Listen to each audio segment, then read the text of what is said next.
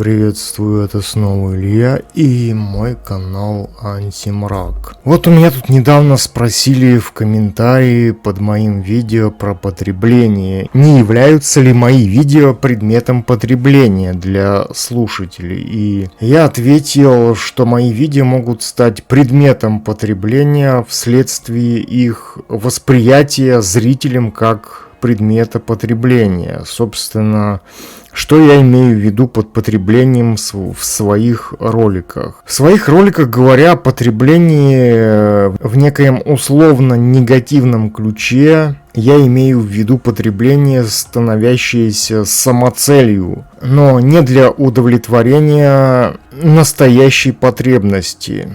То есть под потреблением я имею в виду потребность, обусловленную влиянием социокультурной среды, но не естественную потребность человека. Хотя, по сути, все, что человек принимает извне, является предметом потребления. Человек потребляет кислород из воздуха, потребляет пищу, воду, он потребляет информацию, которая формирует у него определенную картину мира. То есть так или иначе, но человек взаимодействует со средой, продуктом которой он сам является через потребление. И можно рассмотреть пример иррационального потребления пищи на примере потребления фастфуда. Фастфуд – это вид уличной еды, приготавливаемой на основе быстрых углеводов, поэтому такая еда быстро повышает уровень сахара крови, и спустя непродолжительное время человеку опять хочется есть, и он снова вынужден покупать фастфуд. То есть это является примером маркетинга, который использует механизм зависимости человека от быстрых углеводов. И данный пример востребованности такого продукта объясняется физиологией, то есть быстрые углеводы вызывают более сильное чувство удовольствия, чем медленные углеводы. То есть фастфуд нельзя списать просто на некое иррациональное потребление, просто потому что он задействует физиологические механизмы, вызывающие зависимость от него. Пример потребления на примере потребления информации.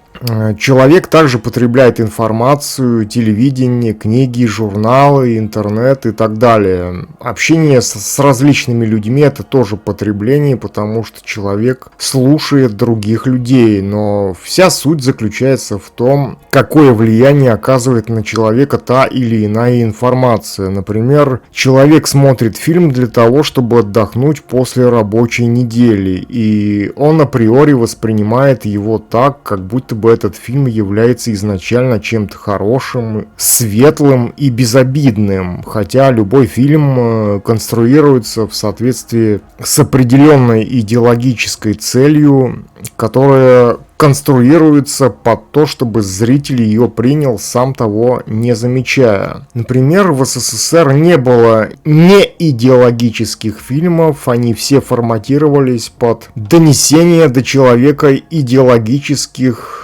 тезисов. Например, мне всегда бросалось в глаза то, что мужчина в советских фильмах изображался как существо неопределенного рода. Он был всегда некой умственно отсталой, придурковатой размазнёй, который готов делать только то, что скажет ему партия. Собственно, массовое советское искусство было заточено под создание из него советского человека. Под создание из советского человека существо абсолютно послушное, не принадлежащие самому себе. Современные способы идеологической индоктринации на примере психологии. Опять же, мне нет никакого дела до этих так называемых психологов, я просто говорю о них для примера сферы, образовавшийся в чистом виде как продукт потребления, бессмысленного потребления. Так вот, из современных способов идеологической индоктринации существуют такие, как так называемая психология. Это та сфера потребления, которая одновременно является и орудием пропаганды, и в чистом виде потребительским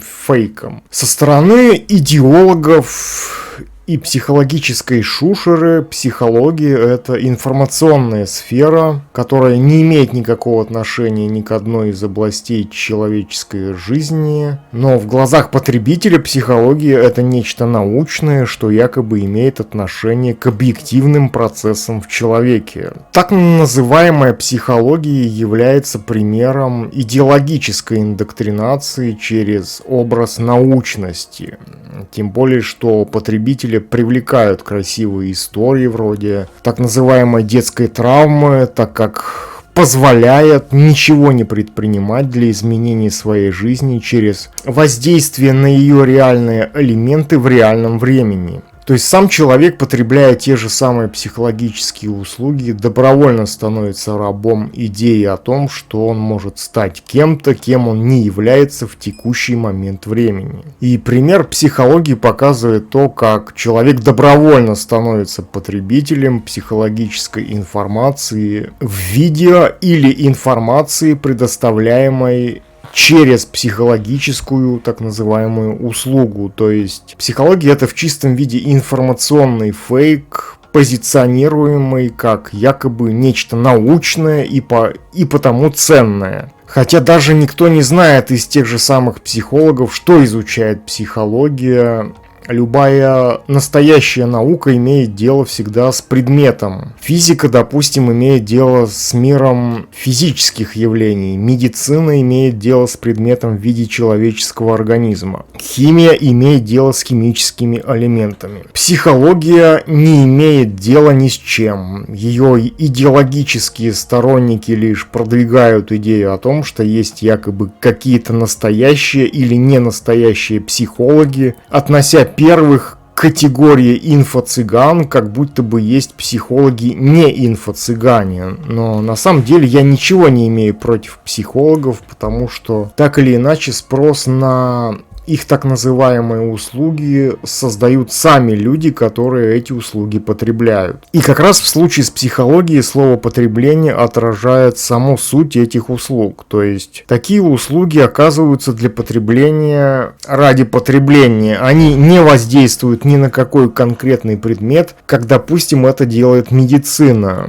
В случае с психологией потребление происходит ради потребления, ради поддержания в голове потребителя абсолютно ложных идей, которые преподносятся ему психологической пропагандой, как то, что объясняет его текущее состояние, отношение человека к которому определяется самой психологической пропагандой. То есть психологическая информационная индустрия одновременно создает фейковую проблему в глазах потребителя и одновременно занимается ее фейковым решением. И эта проблема никогда не будет решена, потому что сама проблема и ее решение фейковые. Психологические услуги — это создание иллюзорного взгляда потребителя на причины его собственного состояния. То есть в данном случае видны признаки идеологической индоктринации, когда человек в оценке своего собственного состояния использует понятие, которое дает ему информационная, психологическая и индустрия. И он не может выйти за эти идеологические рамки, потому что, опять же, сами понятия дала ему сама